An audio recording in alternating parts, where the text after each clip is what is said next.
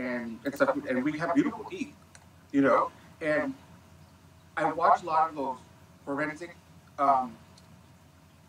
shows, and one of the investigations said, no, this person is not from Argentina because ones that have nice bright white teeth, and that's how you can tell. Just alone on all of that circumstances, my employment, and I want to explain something. I had never had any of these diagnoses until I was 32 years old and started working for a corporation, and the insurance is what allowed me and the doctors to put that diagnosis down, because I had insurance to cover those medications. I was employed, and you know, so it was kind of like, I say my life was fine until I started working for a corporation. That's what I say, and I honestly feel that if I didn't work for the corporation, I wouldn't have been introduced to insurance and the whole medical and all this other things. Now, I do want to say something. We have messed with our environment and our water system so much that it has now become a permanent condition for people. As for me, I attribute it to being a 70s baby, only having 7 vaccinations, and going that route. I think with the more vaccinations we get, and the more us humans are going to be diagnosed into that route. So what I want to get to, if some people feel they need psych meds, do what's best for you. Follow your doctor's orders. I am not advocating to go off your meds at all. Always consult with your doctor and do it in a safe environment, first of all, like I did. Okay, that's what I'm disclaimer. So I don't want to put out there that get off your meds. No. Do what's best for you, like you said. How do you pronounce your name again? I'm sorry. Sherston. Okay, got it. So when I came out, I was like, I'm not campaigning. I don't want to campaign. I don't want to. I'm just sitting here all this time. So my buddy that got me involved in campaigning and got me into the political scene said, we need to do something. We were knocking on doors. We were doing stuff. I said, well, let's start a garden. Why don't we start a garden? And it was just going to be a fun summer thing. And we were talking, and then Fukushima disaster happened, and that's how I got into it. And we ended up with chickens. And let me tell you, that's been an experience. It's been an experience, man. I love it. And as you guys know, I just share all that. This time, and Maria and I are working at the garden. She told me, have you heard of the Same Progressive? And I'm like, who is Same Progressive? What the hell is progressive, you know?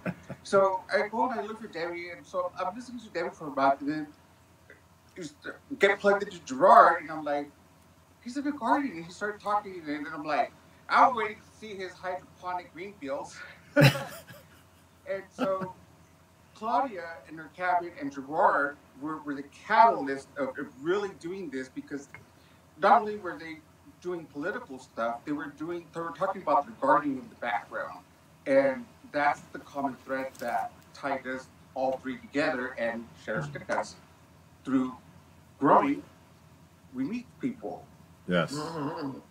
Well, indeed. And I do my best to avoid political commentary when I'm talking about health, but the shame is it's all related. We got to a place where our governments become the authority for health, and they know nothing about health, which is a very scary place. But so how I got started, really, it depends on the day. Depends on what day you ask me, to be honest with you, because when I really think back, I guess it probably goes back about maybe 20 years ago or so, that a lot of things led me down that path. Like, I started to realize that, a lot of the things that we were taught to believe aren't necessarily true, and that a lot of our doctors, they don't really have nutrition training, that medical science and holistic medicine are two different things. And I always recommend to everybody, which is why I always want to kind of preface any sort of health talk with, you got to have a doctor.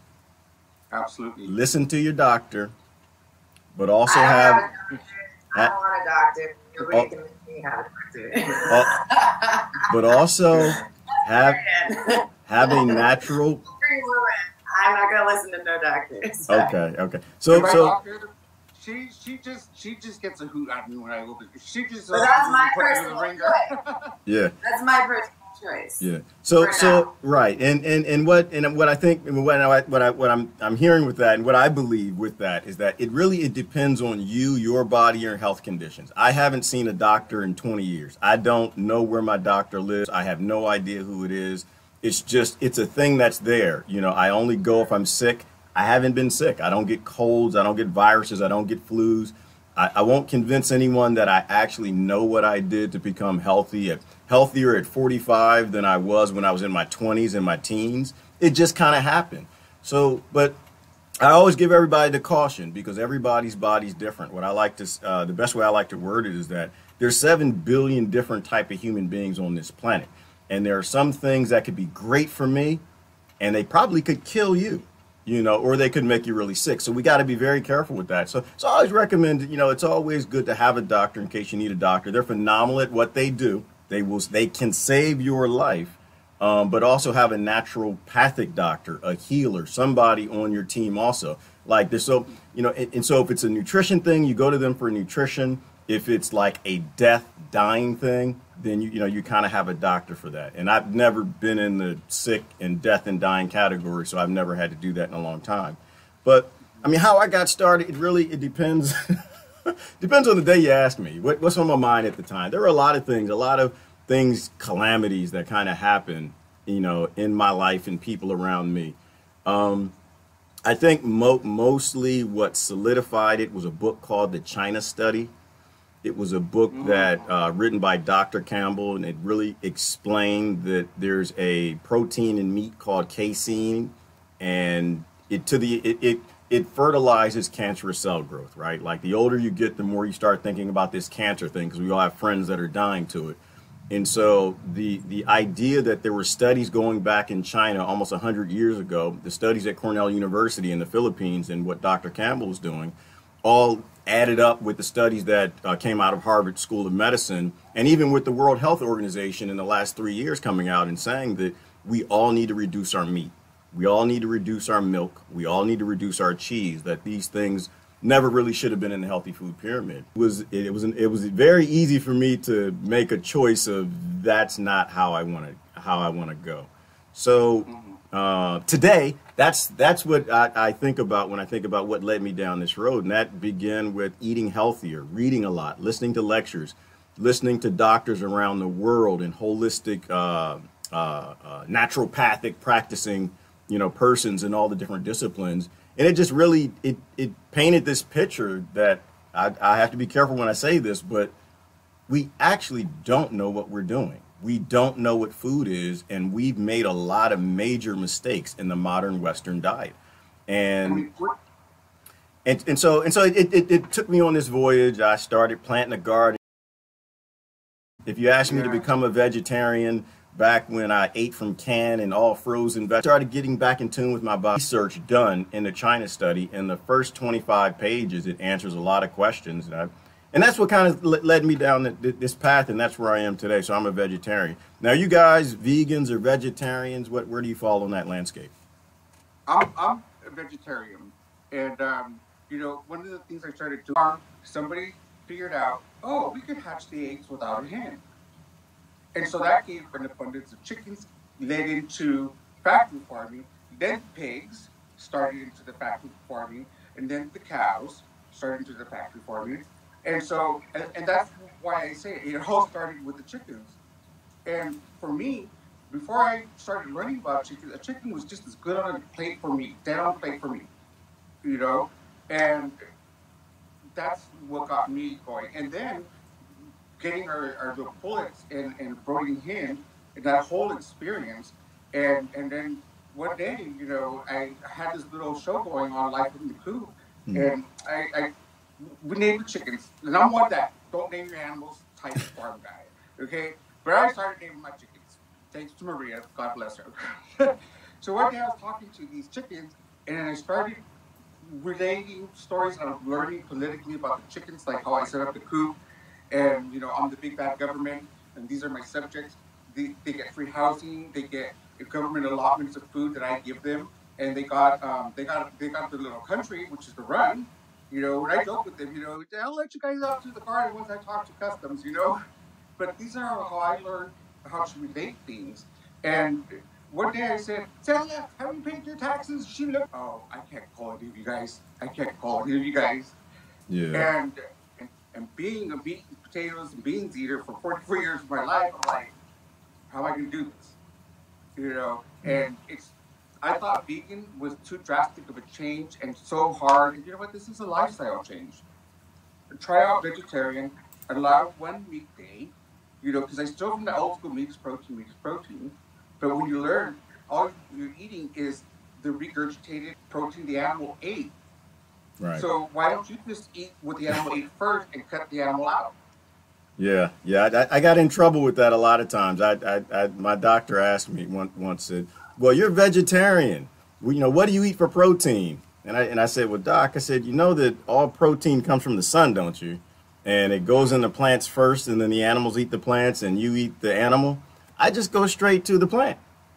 She didn't like that at all. That was that was probably the last time I saw her about 20 years ago. She didn't like that. I've read that in a book. Talking about pasteurized dairy, you're talking about factory farm dairy. You're not talking about raw milk. And Gerard, can you play the farm again? Let me see if because I don't think it's healthy that we demonize something that actually has benefits and can and is done in harmony with nature. Okay.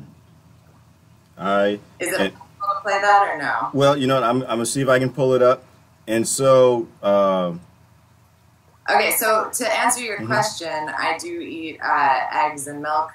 I think that in Ayurveda, the way I eat is based on my composition, and everybody can test themselves. It's best to go to an Ayurvedic medicine man. It's the sister science of yoga. It's a 5,000-year-old science. So it integrates not only what you're made of as far as air, earth, water, fire, but it also integrates seasonal eating. So seasonal eating is a big part of how I eat. Root veggies in the spring and the fall, very grounding, have a lot of protein. I also grow a garden. That's when you have fracking all around you and they're taking all the water for it too, so you won't really have much conversation. I don't like to tell people, go eat this, go eat that, I like to keep people's minds open so that they will go and find out how to eat. I think we can all agree that factory farming is toxic.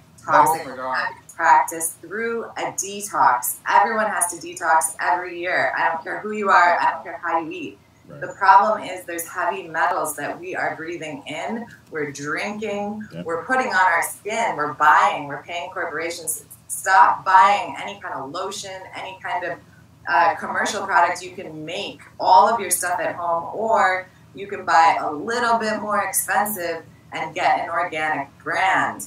You're not only not putting those chemicals directly into your bloodstream, but you're also not paying someone, a chemist in a lab, to produce those chemicals. Making stuff that's going to give us cancer, and we go pay for it, and we supposedly have an EPA and an FDA. No. What? So let me jump in there real quick. So I posted the link. We don't have a format where we can play videos this morning, but I posted the link that Shristan you were talking about. Why don't you tell us about Farmageddon movie? So when they watch the preview, what will they see? Okay, so there's a number of holistic things that have been kind of covered up, but they will see cops raiding raw milk farms for no reason. They're not doing anything illegal.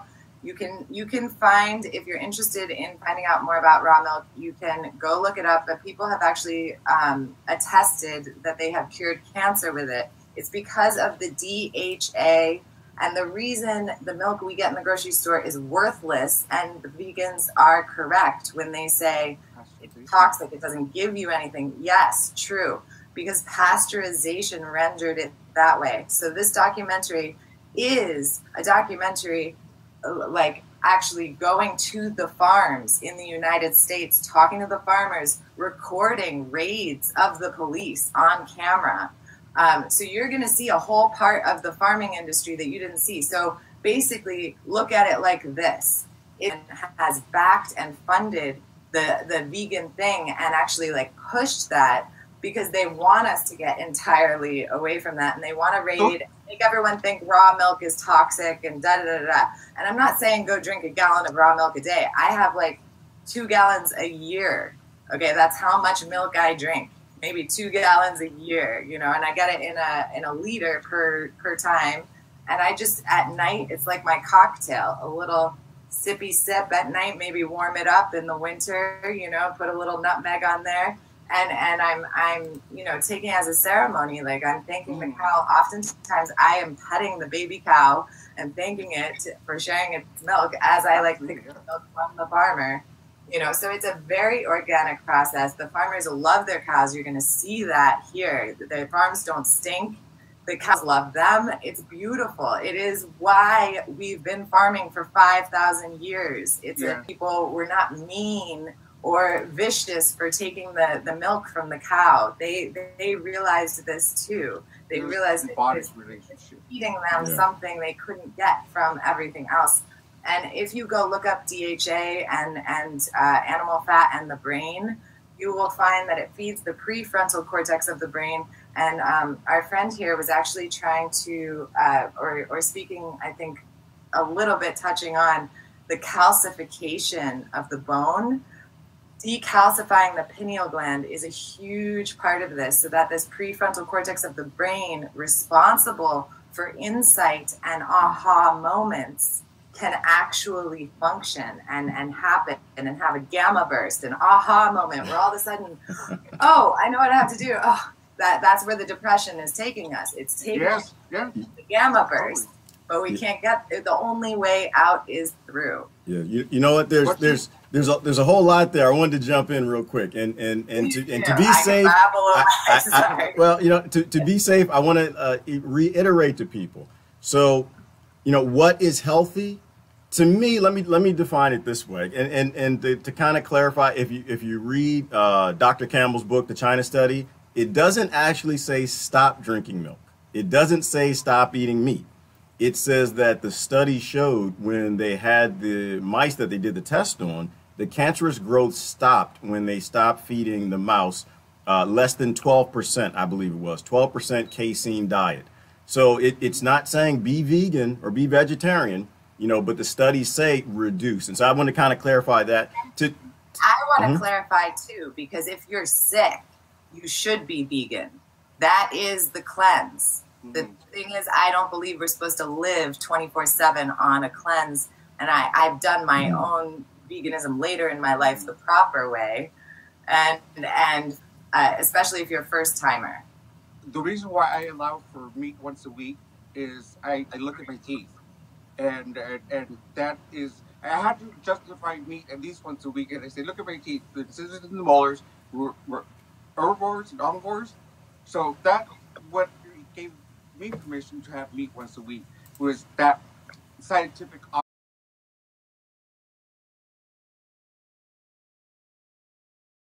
And I think that's ludicrous, but I think it should be the other way around. And if we get away from the factory farming, and you know what I suggest to anybody that wants a lifestyle change in their diet, look at factory farming, because what got me started into that was a wrong guy flying a drone, and it just caught my attention because he was out on some farm, and this drone goes out, and there's football fields. I'm not exaggerating, people. I'm not. Football stadiums, depth-wise, size-wise, parking lot, football stadiums out in the middle of America, not just one, like 2, 3, 4, 5 football fields lined up, filled with fecal and waste matter, with just pipelines just draining, and how they keep those football stadiums full of crap at levels that they don't overflow is they use sprinklers. They do that with the fracking fluid too. They spray it into the air because they have too much. People that live around there, when it rains, it's like ashes running down the sides of their homes. And I was thought to myself, oh my God. Well, And that's all it took was holy shit. yeah. Well, outside of what you just said, that is exactly what it is. It's nitrate. It's NO2, but it's a side effect of what you were saying earlier, I think, which is, we've taken our food industry and we've handed over to corporations, and there was probably nothing more insane, right? Is to take an entity whose whose bottom line. World War II, when people were concerned with being able to store food, is that right? From what I understand. Well, yeah, and so the thing is, but if you take an entity and their whole reason for existence is to make money, and you give them control of your food supply, it may not start off in a bad place, but it's probably going to end in a spot where you have.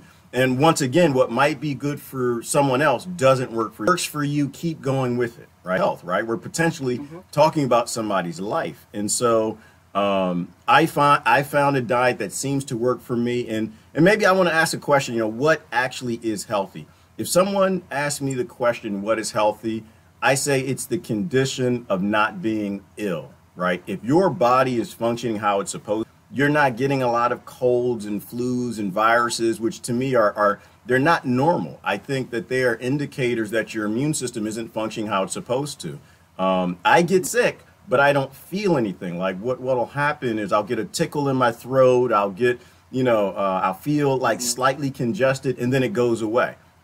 I don't actually, it goes from being you notice something and you don't get sick, then I think you're healthy and I think you're on the right path. And so what would you say, what would you guys say, what is healthy to you?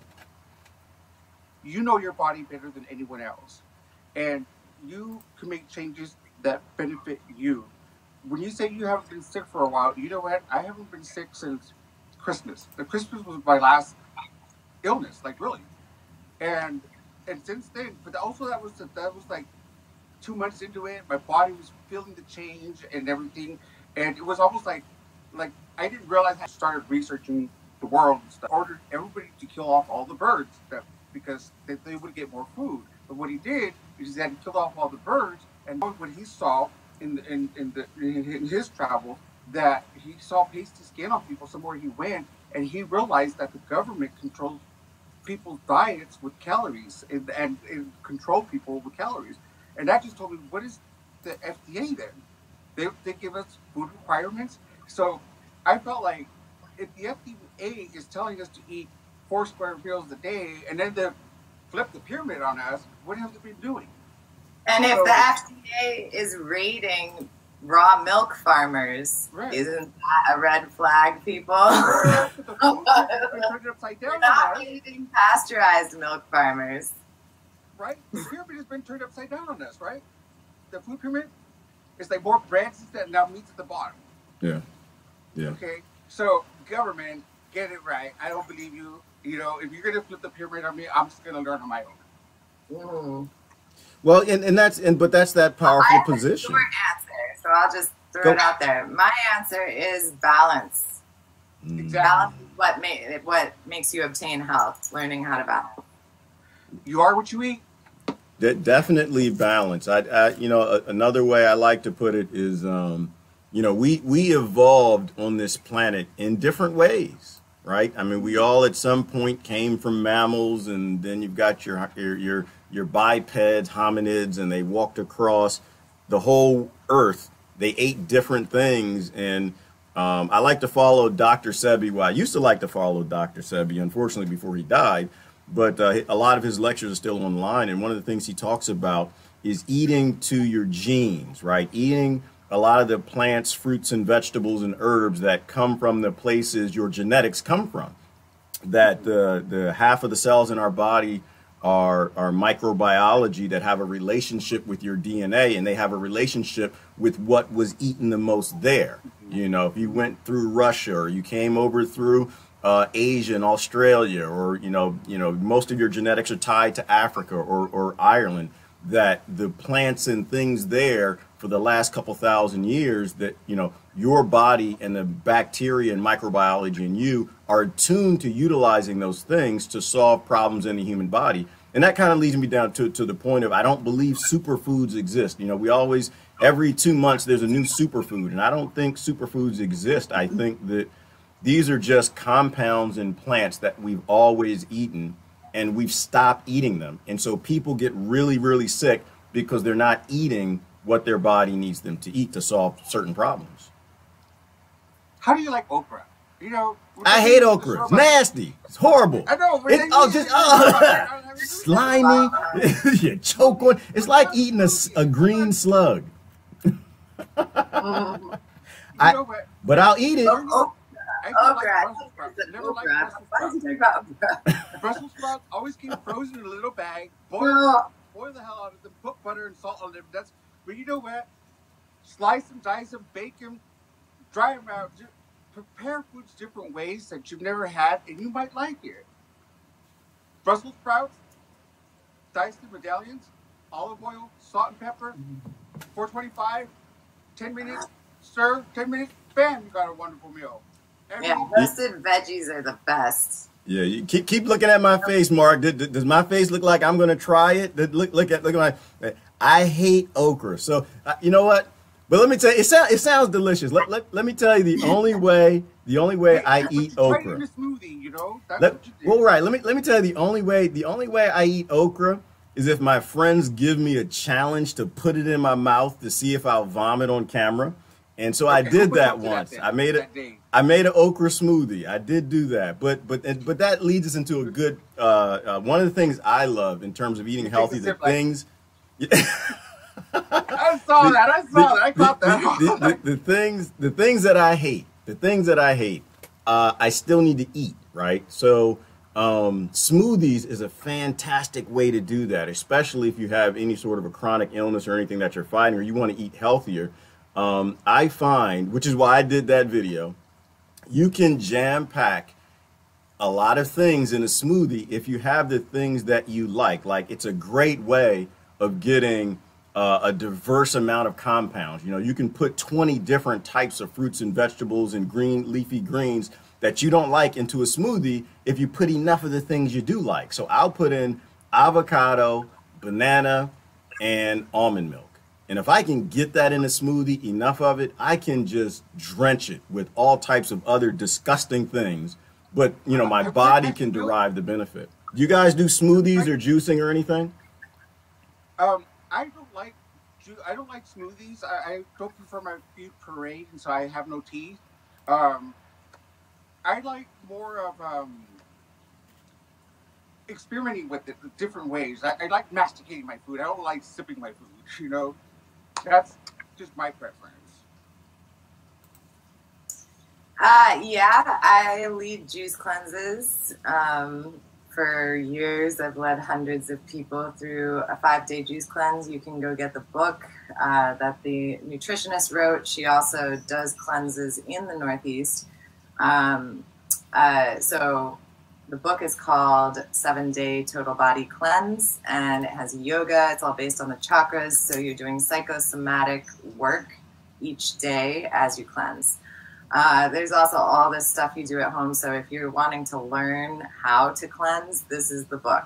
You do dry skin brushing, you do neti pot, you do drinking soleil, you do drinking soleil, which is this basically leave Himalayan sea salt in the sun for a couple days, and it absorbs into the water. Use distilled water or double reverse osmosis water. A little bit of Himalayan sea salt, leave it in the sun. This is all in the book. And you take a little bit of that each day. It helps clean out. There's also another yogi cleanse you can do with Himalayan sea salt where you really clean out. You'll definitely be able to find all that online. But yeah, juice cleansing is, you know, amazing. Definitely changed my life. It's definitely was my go-to tool for getting back to health. That's one thing I wanted to say is I did believe in the medicine system, and I did use the medicine system, and I did have chronic medical issues for which I was put on antibiotics over and over and over throughout my teenagehood until about 20. The guy I was dating had a huge herbal almanac And I kept getting 2 reoccurring conditions for which I was getting, you know, the antibiotics. And so we were in Harlem, so there were plenty of, you know, weird herb shops where you can get, like, you know, things like coriander seeds and yarrow flower, which might be really hard to find if you're in rural America. But you can also grow coriander seeds and yarrow flower. Coriander seed is actually the seed of cilantro, and cilantro is hugely detoxifying. If you're making juice or smoothie, stick your cilantro in there. It gets the heavy metals out of your body. Cilantro was what the 33 doctors who were killed in Florida the summer of 2015, that was a big component of what they were using to murdered twice by the government, and the first time he cured himself using his own therapy of arsenic poisoning. His daughter is 95-ish, and she's still traveling the world. There's Gerson Institutes in Europe, in Mexico. There's actually one, I think, in Arizona or New Mexico, somewhere in there. And on the UK health website, Gerson therapy is listed as an alternative cure for cancer and many other things. But definitely something to go check out if you don't know about that. He was just a hero of medicine and still is.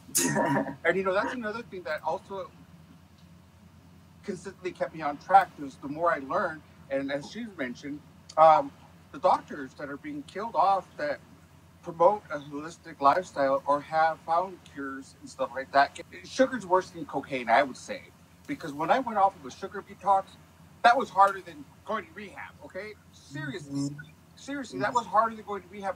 A 20-day sugar detox, my God, talk about fit. But it was going towards a paleo diet, and the reason why I don't do that again, that's the best I ever felt on any diet at any time, was going on the sugar detox and paleo diet. Now, I don't do that because of the protein, the meat that diet requires. So that's why I went vegetarian. But if the government controls it, and if it's a commodity, it's a drug. Coffee, caffeine, the sugar, and the pharmaceuticals. And where pharmaceutical comes from is you know, I say this respectfully, Mr. Rockefeller was a pharmacist. And that's how we have the ADA, the FDA, the FDA, all of these were... CDC. All of this was, and the way he did that was infiltrating Ivy League colleges and getting their mentality to change. And that's why we have to. And when I learned that, my doctor realized I learned something. Wait a minute. You don't tell me what you think, not what the medical association thinks. What do you think? And you know, and I noticed my doctor went on a diet, and I was like, Dr. Moore, you look fabulous, you know.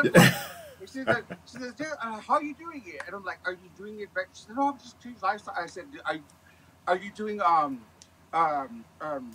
natural, organic? She's like, no, I really can't. And she herself knows that organic is better, but she herself is explaining to me that she herself can't afford it. So, and that American Medical Association is going to dictate to you, and pharmaceuticals are going to show up knocking at your door, teaching you how to put things like that what governs them. And you know, I was a licensed psych tech, so I've attended. This is how you pitch it. You know, and you get a free lunch and you get credits for your licensure and everything. But this brings up the real problem with the medical industry. It's not the doctors. I know you guys all love your doctors. Correct.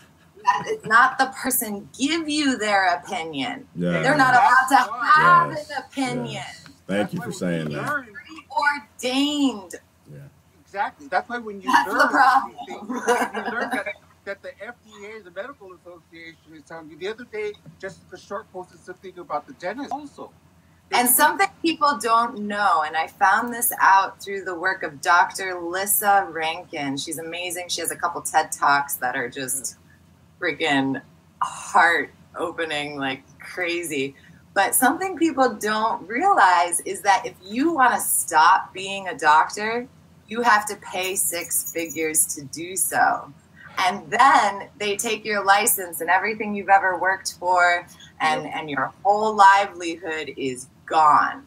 Yep. So you want to know why doctors have the highest suicide rates in our nation and why their life expectancy is 50? Because they didn't know what they were signing up for either. And you know what? When you go to school and you go to the medical, when you go, and who certifies doctors? Medical Association of America. Who certifies your dentist? The Dental Association of America. All the Rockefeller. So unless you have an emergency where you're bleeding out, or you're like, you need painkillers for a short period of time because you've done something, which arguably you don't need painkillers. Like, always try juicing ginger. Any anti-inflammatory is going to reduce pain and swelling. Pain is generally from swelling, by the way. So any anti-inflammatory when you're in pain is going to take pain away. But if you do need things like that, these are temporary fixes. They are not the way to live the rest of your life, unless you want to kill your liver really fast. See, knowledge is power. That's true. That knowledge is power. Yeah, knowledge is power. Yeah, I want to chime. You learn about the Medical Association Act, okay, and because I'm Latino, we're taught. The doctor says this, and I follow the orders, and you take the pills, and and you're gonna feel better. The doctor said so. That's our culture. That's what we believe in. But when I found out what dictates, so they're, oh no, let's go and ask questions. So that's how and why I mentioned those associations. That when you know what governs them, you know how to change and redirect your questions and what lifestyles you need to make. I've learned the government pushes it. No way, no good. Yeah. Somebody says they do both. And lots of doctors are just open to that. The 33 doctors that were murdered in Florida in 2015 were also collaborating with their patients. So you need to realize that this is a problem, whether your doctor's cool or not. Hey, for me, it's that's fine. Got my recommendation through the NBA. Hey, Mark, It's about protecting our doctor's ability to collaborate with us. So the problem. Let me jump in for a second. So the problem is we are all extremely passionate when it comes to it. I think that people can feel that, like, when you really discover health, when you really start looking into the information, it just really it's consuming and it overwhelms you. My perspective there on the doctor, like, I believe in freeing the doctors. That's why I talked about doctors a lot. You have to have them because to me, you have to have them because there are times when you will need them, right? You get in a car accident, a doctor will save your life. That will be your angel. But in terms of nutrition, I don't listen to doctors much because they don't really know. They're trained to be chemists. They're not trained to be doctors anymore. They're not trained to be healers anymore.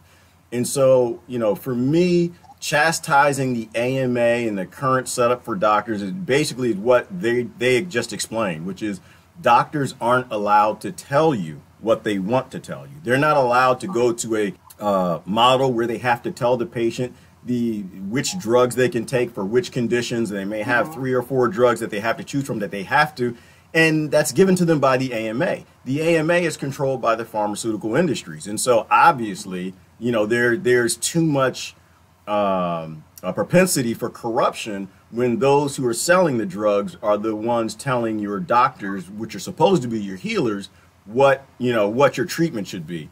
And so that's something that we really have to completely fix in America. I completely agree with you guys on that point that the way I say it is I want to free the doctors. I want to free the doctors because I think we'd have a healthier society if we had 80,000 doctors who were allowed to speak for themselves. They were allowed to speak about what they see in their patients and what they've learned. We're not allowed to free the doctors. The reason we're not allowed to free the doctors is there an echo?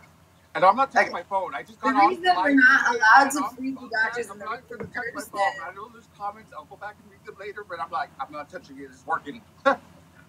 The reason we're not allowed to free the doctors at the moment, and the reason Gerson was murdered for this stuff, is because of the pharmaceutical industry. So if we want to understand why this is happening, it's because of money, because of big pharma, because they have merged with our state government, and that's part of it. We are so valuable, beyond belief. So the problem is that if our doctors were allowed to do that, that our healthcare costs would be 10% or 20% of what they are today. Our health crisis would be solved overnight. And Jill Stein wants to do that. Yes. So that's a good one. And you touched on something else, Mark, outside the doctor stuff. Brother Chris said something. He said, bring back home doctoring. That actually was he's making a good point. Is one tool in my toolbox, right? I'm not going to try to fix everything in the house with a screwdriver, right? The medical doctor is one tool. I'm going to use all the different tools, all the holistic tools, from the chiropractor to the herbalist to, the shaman, whatever you want to put it, the energy work. There's a lot of things that you can approach, but what works for one doesn't necessarily work for another, but don't always use the same tool. You know what woke me up? When I realized the psych meds that I was taking and all the medications that I was taking, when I get the end of the year bills, statements, and stuff like that, I'm looking at this and I'm like, WTF. I'm paying more in pharmaceuticals in 1 year than I'm making the salary. And I'm only paying co-payments. But if you look at it, I'm paying more in healthcare than what I'm earning and bringing home. But because insurance covers the costs and everything, so that tells me, wait a minute. If you see what I'm getting at though? If I'm paying more in pharmaceuticals than I'm making worse to sustain myself, that's one of the reasons why I stopped taking them a year ago, Richard, and we're just going to keep being separated. And that alone should say something. Those of you that go look at what you pay at copay and what the actual cost of what they're getting for you're paying more in pharmaceuticals than you earn in a year. So that alone tells you the math don't work out. So, and that's why the whole debate. The longer they keep me alive to push those meds, and the more I'm doing humanity. So when I went back on the meds, I said, going back on them because I'm going to live a little longer, and it keeps me a little longer to kick and scream. That's how I justify going in and knowing how I'm being outnumbered and knowing how I'm setting up the future in that model. Right. Well, that's how they broke healthcare. That's why healthcare doesn't work. That's what start to get into the debates about healthcare. I stop and I say, well, wait a minute. First of all, the model, before we talk about universal healthcare, does the model we have actually work? No way the American people could afford this system that we've set up. So when Bernie gets up there and says all that stuff, that is a big song and dance. That doesn't mean anything. It's not possible. That's why, by the way, younger millennials, I've been hearing this healthcare thing since the first Clinton. Yeah. So 1992, 1994, we've been hearing this. And nothing has happened. It's gotten worse. We used to have better health coverage in the 90s. But you see, when you're on welfare and you're on Medi-Cal for 18 years of your life, you're not conscious about that because you're being provided for. 18 years of my life, I had dental visits, I had doctor visits, specialist visits, all on Medi-Cal, not alone, and not being taught holistic ways by the Department of Agriculture and not being. Our Department of Agriculture went around to every neighborhood and taught them how they could all grow complementary food and almost make a permacultural neighborhood. That'd be so cool. Food stamps? My God. But you know what? It's a solution. So they don't want to hear it. You got a dream. Yeah. They want to keep you slaves. I think that's, I look at my hair still stands up when I say that, Gerard, but it's the truth. Yeah. When you said that and the life on the farm, the story of your enslavement, I tell everybody to watch that. I push that like candy on kids, Yeah. But that's it. If you want the shortest comprehensive overview, why we can say, you know, my husband gets home the plantation working hard. You know, I still have a hard time spitting that out, even saying the word plantation or slave, because I always felt that was so derogatory towards Black African Americans. You know, yeah, I still get confused and colored people because, you know, I heard all those terms in my home. You know. And movies also, movies. You know, have you ever watched the movie of Richie Lyman? When she gets off the plane, she's like, we're Black, we're not called colored folk anymore. When she's driving away from the airport. So, okay. I don't know that one. So, it's, I'm sorry, I lost my train of thought there, but I don't know what I was trying to say. Yeah. So, but it's funny. There are some philosophical principles there, right? So, in terms of anything that's important to us as a society, if we turn it over to a profit-based system, we're gonna get in trouble. We've always got in trouble. You know, I don't get on any of the you know, I guess the initiatives when they talk about how great capitalism is, or socialism, or communism. But what I see is that if it's crony, right, if it's owned by a very small group of people, a very small set group of corporations, we always get in trouble with it, whether it's with fertilizers or pesticides or, you know, the juice or the sugar or GMOs. You know, if we tend to make the same problem, and we made the problem with the pharmaceutical industry. We make the same problem with our doctors. You know, if our health is important to us, we can't turn it over to profit-based systems that always funnel up into a little pyramid of very few people controlling, you know, what health is. Yeah, and so like another thing I was thinking about this morning too is that, you know, we basically, you know, we've taken these industries like the pharmaceutical industry, and they used to make money with science, and now they make up the science to make money. And that's where we're really in trouble. It's across the board. Yeah, and I was getting at that earlier, how our science industry or scientists have been hijacked, and that is kind of, you know, the way it's been hijacked is like, you know, GMOs, you know, like my dad lives in Florida, and I go down to Florida 3 months or so every year. And the neighbors down there, you know, I try to have just like normal conversations with them, you know, like, I don't know. Everybody knows I'm not normal. So, so I try to, you know, I try to be normal and have a normal conversation, and things come up like, you know, oh, your daughter's going to college out in Portland. Oh, cool. You know, what's she going to study? Oh, she's going to study how to make GMOs safe, because we're all going to have to use GMOs soon because the bees are all going to die. And I'm like drinking my coffee like, okay, I got to go.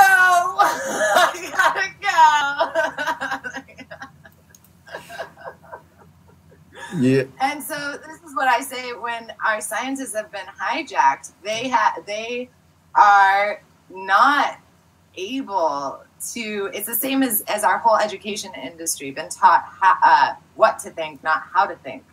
And it's the same thing here. They're off a basis of propaganda. Here are your options to be a scientist. Right. You know, I about understanding the culture and how we make these transitions from farming to factory farming and all of that is what helped me gain a better understanding was a book called by Wendell Berry, The Unsettling of America. It's the culture and agriculture, how those two combined let us pave the way to where we're at now. And one of the things that, and I like buying these books because you usually find people's notations on the side and stuff like that. And one of the things that really caught me is that only 4% of the U.S. farms produce almost 50% of all farm goods, not acknowledging the humans. So in other words, they don't care what you're feeding us. Well, I don't let that mean those things. Huh? Yeah, I mean, I would say if we're starting with some basics, I mean, I'm sure everybody on this channel is you know, eating as much organic and as possible and growing things. But you know, do not eat, for example, okay, and I'm not perfect at this, okay? I do a lot of driving and I sometimes still break down and buy McDonald's French fries. Don't hate me, guys, okay? Don't hate me. But they're so good. Go for it. I can't anymore. Within 2 minutes of eating them, I can't. Wait, what? No, I say within 2 minutes of eating. So the problem with eating healthy, I think, is when you go back to eating bad, your body lets you know really quickly, don't put that in there. I crash afterwards. I'm like, coma. I can't do that. But the thing is, like I don't want to do that, partially because, not just because it's so unhealthy for me, you know, for me, it's about, I don't want to give my money to these huge corporations that are ripping down rainforests and enslaving people. By the way, if you guys have never seen the movie Fast Food Nation, please go watch that. It's free on Netflix, or was back in the day. I probably could find it. Again. I have to watch that. It's a good one, but it shows you the slave industry involved with the migrants in the fast food industry. That is all behind the scenes. It's awful. Like, yeah, it's as bad as Cowspiracy. So it's actually a feature film, not a documentary, back in the day when like Hollywood still made movies that mattered and told you some kind of relevant story, you know? And when you go to fast food and you realize you're eating animals that have been on a feedlot and you're sitting in line through the drive-through, I don't know, but I cannot help but feel I haven't while I'm in the drive-through. Car move forward, my turn. Car beep, move forward, next turn, right? Car beep, forward, next car. All being that's food. The Fast Food Nation also tells you about how there is feces. Point being, like, the first thing we do is realize that it's not just about health, it's also about our dollars and what we're supporting, and being a little more responsible and disciplined for the sake of, like, you know, throw the entitlement in the fire. Throw it in the fire for the sake of the whole world. Give up me.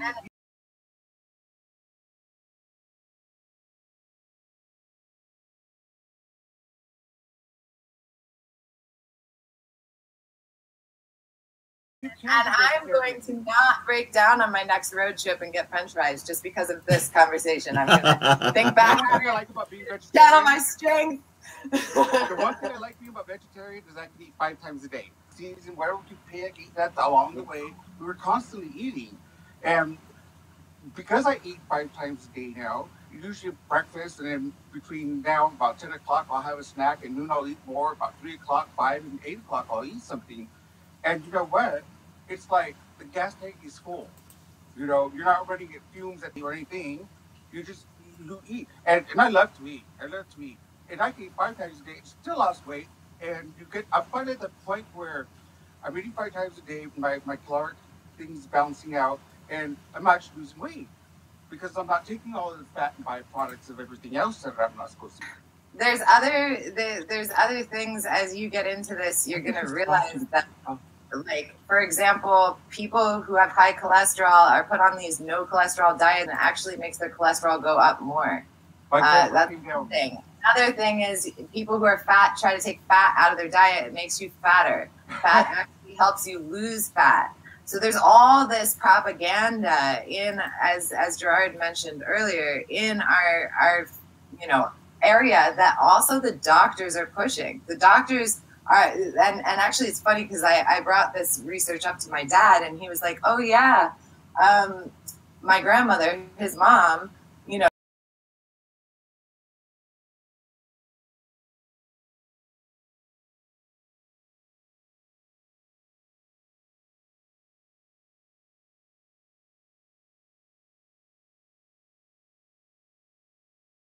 just going back, doctors are still not integrating that research. And you know how you can tell if you're really eating healthy or not? One of the first things I learned about entering the medical field, you always got to look at your end results. And what I mean by that, when you're done, before you flush, look. And I know this sounds gross, whatever, but look at the end result. You can tell. when you eliminate, and it's just, you know, that's the telltale sign there. If you're not paying attention to your crap, you're not. It's in your poop. It's so much, and we could spend a month on a month-long live broadcast, and I don't think that we'd actually go through all the health topics, which is why I think it's important to talk about it, because when doctors, some come from holistic people, you know, some come from the hippies, and so another good one was raw versus cooked food, right? Like Yes. I personally, you know, and I'm glad you said that and you reinforced that, Mark. It's definitely about what you do and what are the results in your body at that time. If it works for you, keep going with it. For me, raw food is amazing.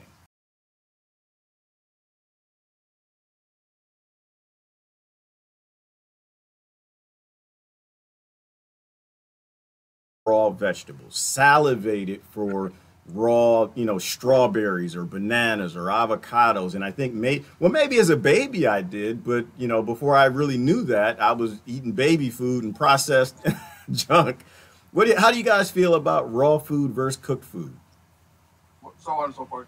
But that alone, that the way we feed our babies through a G brand is not the way. And you think about everybody in America is just so used to running to the store, grabbing jars of what they're going to feed their baby for the next week. And my God, you pack up the baby to go somewhere, you throw 5 jars in there. You don't grab no fresh vegetables or fruits. You just throw 5 jars in there and grab your powdered formula, you know? And my loose interpretation and what I feel is the problem, you know, and why I was predisposed to so many things at a young age was because they didn't have mother's milk.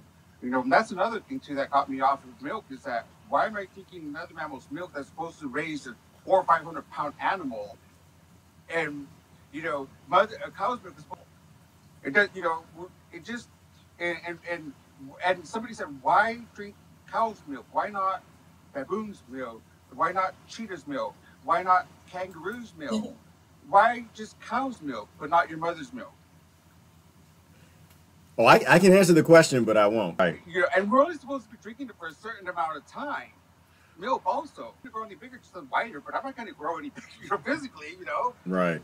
And when you find out about cashew milk, oh my God, I tell everybody, have you tried cashew milk? These are coming from Thailand, and it takes a whole tree of cashews to make Americans their little jar of cashew butter and cashew milk. So, yeah, that's all I got to say about that. Because we tend to get on this bandwagon of like, as long as it's healthy for me, it doesn't matter where it's come from. It doesn't matter what its carbon footprint is.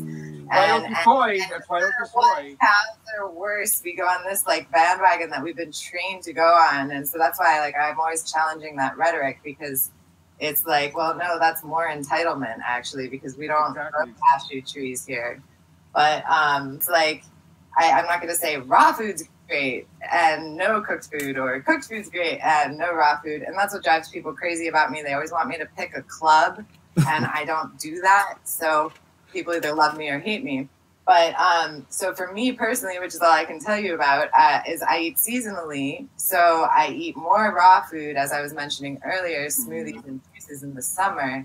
And I make sure I'm getting like a lot of nutrients. I try to do as local as possible. I live in the Pacific Northwest, so I grow my berries.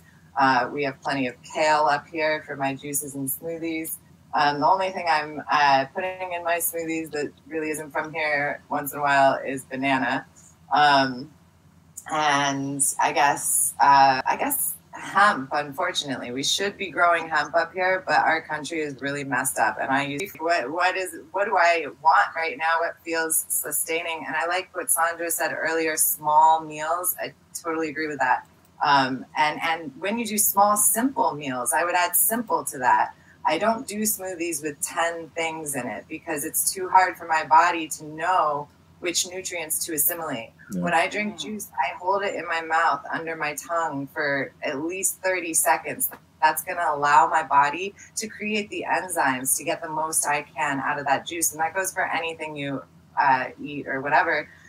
In the juice cleanse, we always say, drink your food and chew your juice. Yeah. You sit there with the On that note, I wanted to ask you, when you made the comment about the grimace about cashew milk, something clicked in my head where I remember Claudia talked about making hemp milk, and that was my next question that I was going to ask you: have you heard of hemp milk, and how do we make it? I only drink hemp milk. I usually buy hemp milk from the store, but you can buy bulk hemp crushed seeds and make it the same way you would make nut milk. Okay. So you would just get a cheesecloth, you put, you know, a cup of water, 2 cups of hemp, cracked hemp shells in there, and then you blend it up, and then you strain it through the cheese. But So like you she see it said, somewhere and you hear it again, and I don't want to try it. yeah, but like she said, don't grow it. They'll put you in prison. Don't do it. That's a bad idea. And the other thing you said, I thought that was really. Marijuana in my backyard. There's no THC in there. It's going to grow. And the other thing is, I think it was a very positive way of saying, you know, when you said our country is screwed up, that was very positive. That just, we're a lot worse than that. We were in big trouble. But I love hemp milk. In fact, when I was up in Vermont at Claudia's cabin, she introduced me to hemp milk.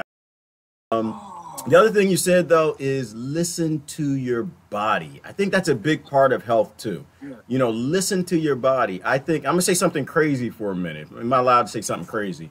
You know, I think about how, you know, when a woman is with child, I don't know if there's a sensitive way to say that anymore. Pregnant, preggers, whatever people say anymore. She gets cravings, right? I think that I watched a lecture once where a doctor was talking about how all these diverse communities of flora and fauna, microbiology in our body have relationships with the DNA, and that they have effects on our brain. And they actually tell us what to eat and what not to eat. And that's what the craving is when a woman is having a baby, in that we have that all the time when you get cravings for certain things. And so I think it was great what you said is, you know, 1, eat small, but 2, also listen to your body. If your body wants it. Potassium. Right. But also you got to be, another thing you mentioned, you got to be careful of the food industry, because they have those food chemists now. And the food chemist, part of their job is to utilize some of the compounds from the plants to trick you into eating candy and cookies and things that they're selling in packages that are really unhealthy. You know, the medical field, you know what they call an IV bag of saline, right? They call it a banana bag. You know, the IV fluid, they call it, because it has A little health secret that is pretty cool, along with the ginger being the anti-inflammatory, will get rid of a headache if you could juice it when you have a headache with some lemon. Local sustainability, but also in terms of what we buy. And I'm glad you, and we really don't think about who's paying for that, right? You know, we go, and I love cashew milk. I love rice milk. a half gallon of milk for the same price of cashew milk. Yeah, the math is not working out there, so somebody's getting screwed at one end of the bargain, you know, Thailand, I gather, right? Yeah, I mean, those are results of globalization. Yeah. Those are results of us owning their resources. And I've been on the indigenous islands with, you know, put me in touch with my roots and gardening made food sacred again. Hello. It made it sacred again. Good. How are you doing? And I think, you know, it's weird that Americans don't care where their products and where their food come from. I've always cared about that since I was a little girl, and I don't understand it. Like, and I tried to make like yoga people care more about that, and some do. Maybe it's like a 50-50. But there's some that are just like, why are you talking to me about this? Like, don't talk to me about child labor in China. Just give me my Lululemon pants. You know? Yeah, I don't get the yoga thing, and I have a hard time experimenting with physical like gyms and stuff like that, because awesome. Yeah. Well, you can do it at home with the crowd person in the room and stuff like that. But you know what? Do it at home. You do it at home? Yeah, everything's on YouTube now. Well, you know, one thing that how I discovered yoga was meditation. You know, meditation and growing your food, being in touch with nature, and making a conscious effort to learn is the beginning of a lifestyle change. And it's not, I don't call it diet. I don't call it, just quit calling what you eat and how you change a diet. Because the first 3 letters. Yeah, I don't have a diet. That's why, like, I was like, I don't, you know, I can't like say like, here, eat like this. I don't. No, I don't work. and that's wonderful once a week. And you know, it's been almost 3 weeks. Yeah. And here's the deal. And the reason why pork packing. Oh my God, that's my track. Pork packing. That's like. I know, but somebody just showed me something about pig the other day. I'm like, oh, you just killed my.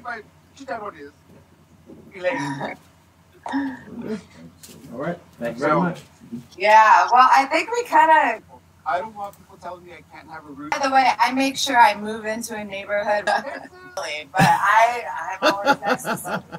All right, so before the eating, so any last words on what you would recommend for people who are have fun with it. The food is our interaction with the earth and our body. It's alchemy. It's amazing. Out there. Magic. Be ceremonial. Like get excited. It's amazing. Yeah. What I want to say, I don't know who's out there, who's watching, but I'd like to put a challenge out there. Take a lifestyle change of what you eat.